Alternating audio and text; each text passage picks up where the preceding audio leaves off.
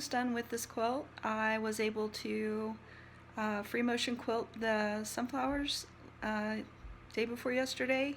Yesterday was the 4th of July. I ran out of thread on the 3rd that night, and I couldn't get any more thread because of the holiday, but I was able to go and get some more this morning, and I'm ready to do the sashing, and the outside border is all that's left on this quilt, and then I'll be able to put the binding on. I went in and purchased the Masterpiece thread. It's a 50 weight extra long cotton extra long staple.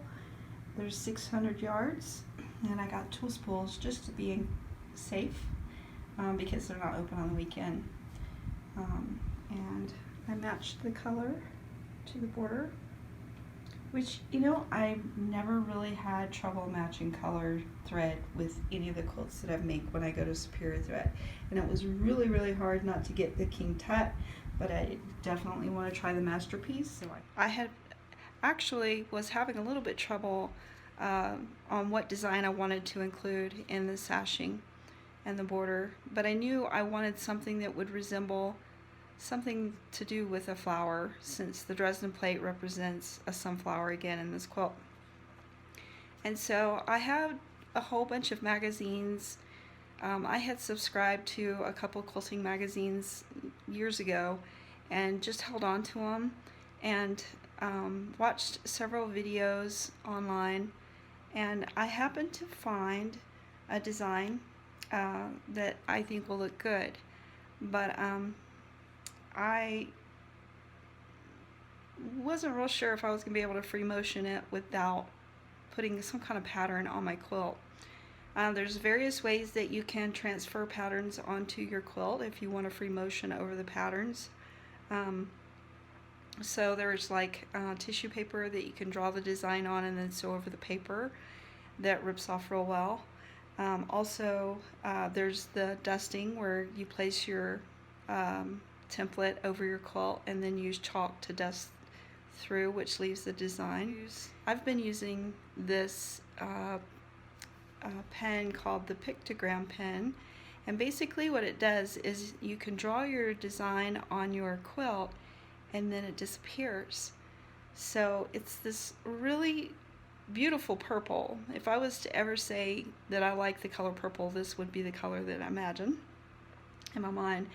But I wanted to, so I started drawing this design on the sashing of my quilt, and because I'm still trying to get it programmed in my mind so that I have an idea of which way these loops go, I made a mistake. And so I kind of wanted to show you how this pen, it disappears after a while. So here is where I drew the swirls on my sashing, and I was supposed to come around this way, and then it's supposed to, hold on, I'm still trying to get it straight in my mind. So it comes up here, and then it goes back down this way, and then curls around this way. So you can see how I got that wrong. If I was using just an ordinary pen, which I don't know why anybody would do that, because it would permanently stay on the sashing, I would be in a lot of trouble. But luckily, after a little while, this pen disappears. So we're going to see how that works. Okay, so I just found the pen online and I read the directions, and it says it takes a few hours for it to disappear, but you can also use cold water to completely remove it. So I'm going to add just a little bit of water to it. I wish I had a Q-tip, that would work even better, but I'm just going to dip my finger in the water and just dab it on there.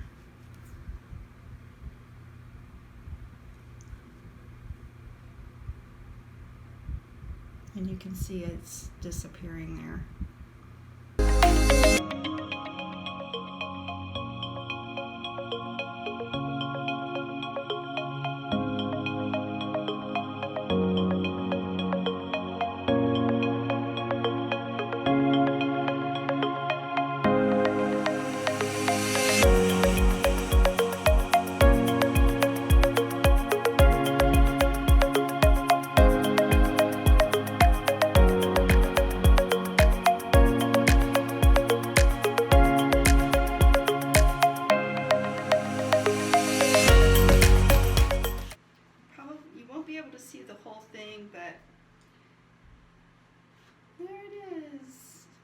all finished, and it turned out to be 92 by 96 inches, so I think that's a queen size. I only really had to draw the design on this, a couple of the sashings, a couple sections of the sashing. Like I drew it like on this one and then this one, and by the time I stitched those, then I was pretty familiar with the design, and it was actually fun just following, you know, just one direction design, because I felt like towards the finishing the quilt that I was kind of experimenting with that particular design, and I definitely enjoy doing that. So I think, yeah, it's good to plan out ahead of time, you know, what, if you're going to free motion, what design you're going to put where, and then that way you're actually learning the different curls and feathers and stuff, but in a design. Right. I didn't baste by hand with this one, but I basted with the basting spray, and I ironed it afterwards, and it held together way better than even basting by hand. So I'm definitely going to do that from now on. It's adhesive for it, and it looks backwards in my camera, but I think you'll probably see it turn the right way. That's kind of interesting. But and it doesn't take a lot, and then it's this little can, but I still have like half a can left. So I used that and just, yeah, ironed it afterwards.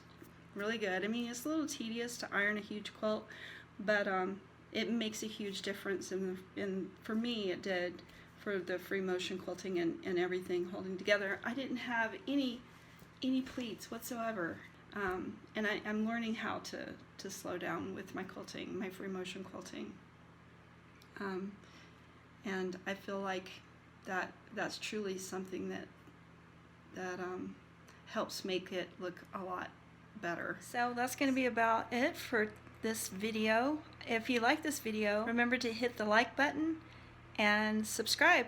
Also click on the notification bell so you get notified when I upload a new video. I really want to thank you for taking the time to watch today's video, and I am looking forward to uploading another video for you. Have a good day. Thank you.